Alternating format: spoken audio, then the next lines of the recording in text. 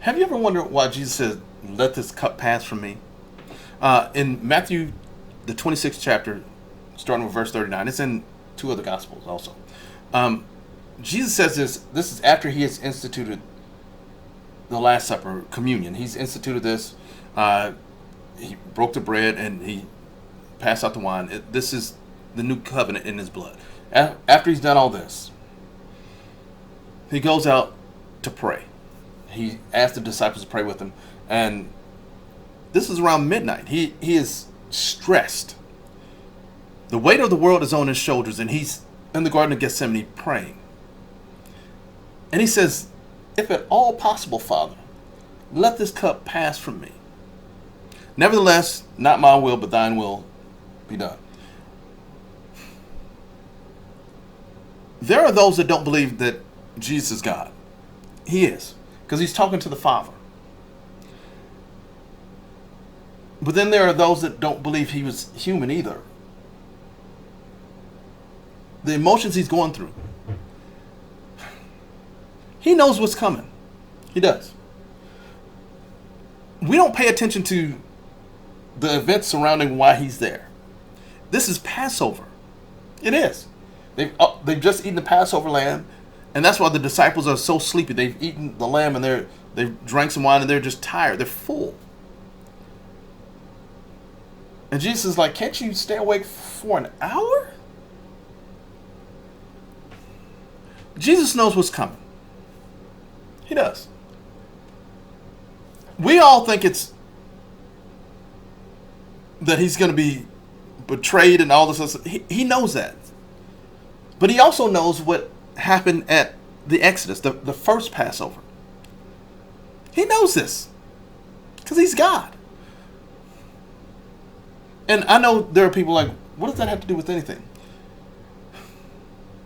This is happening on Passover. Remember this. And he asked God to let this cup pass. If you go back to Exodus, you'll find out that if they applied the blood of the lamb on the doorpost, that the judgment for sin wouldn't touch you.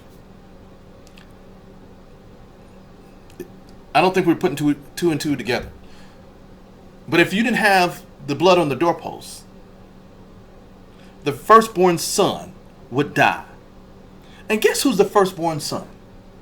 It's Jesus. He's the firstborn son of God. He's the only begotten son. He knows he's going to have to take the judgment for sin upon his body. He does. Not only just the little sins where people just lie or whatever else. The sins for murderers. The sins for adulterers. The sins for every sin in the world is going to have to be on his back. And he says to God, if there's any other way. Now this should let people know that there's no other way to the Father but through the Son. Christ asked God the Father, if there's any way possible, if there's any other way, let this cup pass. And the very thing he says, when he says, let this cup pass, we don't imagine what this actually means. We just think it's just don't let this happen to me. That's not what he's getting at. This is Passover. Remember, this is Passover. He uses the same word, goodness, as was used in Exodus. And I know we'll go to the Greek, and the Greek says this. One of the problems we have in our churches is that we go to the Greek for everything. Jesus didn't speak Greek, and he didn't speak Aramaic. The proof of this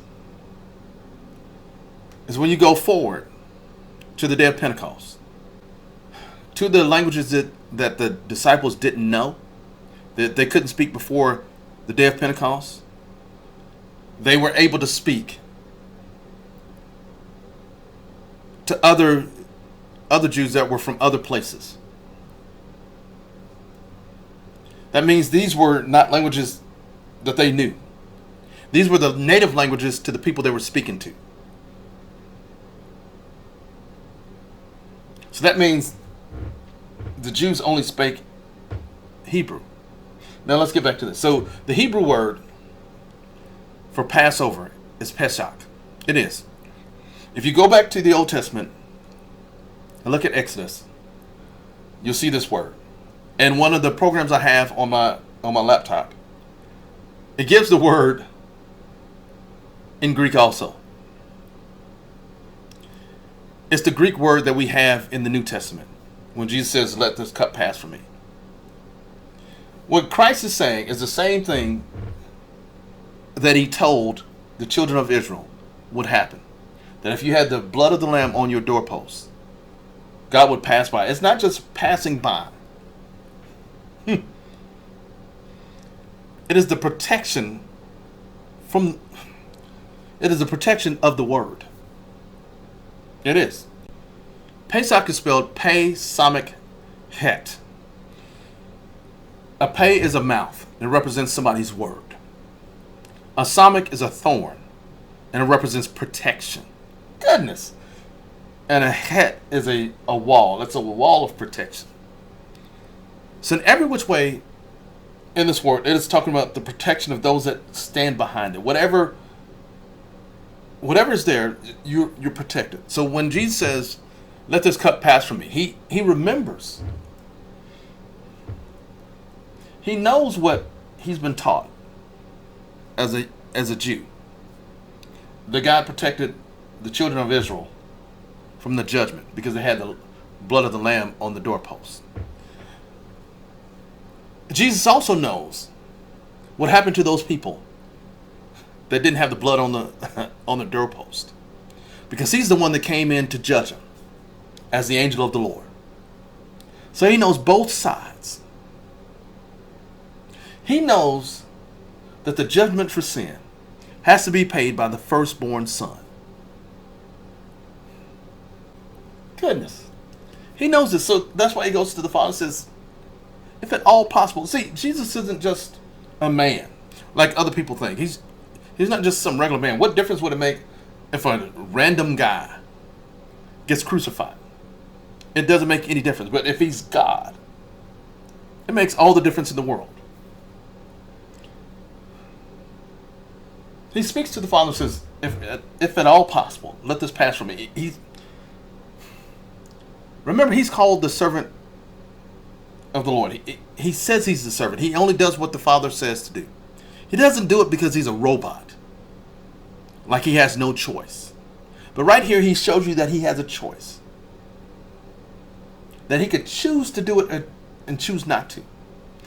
Many of us don't realize that Jesus could have said no. Somebody should be shouting right now that he didn't say no. After all the lying and all the things that we've done. After every misunderstanding. Let's just be honest. We're rotten to the core. He knows all this stuff about us. He didn't just die for the Jew. He died for the whole world. And he could have said no. Even those that are his enemies, he died for them. So when he goes to the cross, he's going to look defeated. Like the things he stood for didn't make any sense. Because he could have called thousands of his angels to protect him. But that's not what he chose to do. He chose to take on the penalty for sin. And he paid the ransom for our souls at the cross.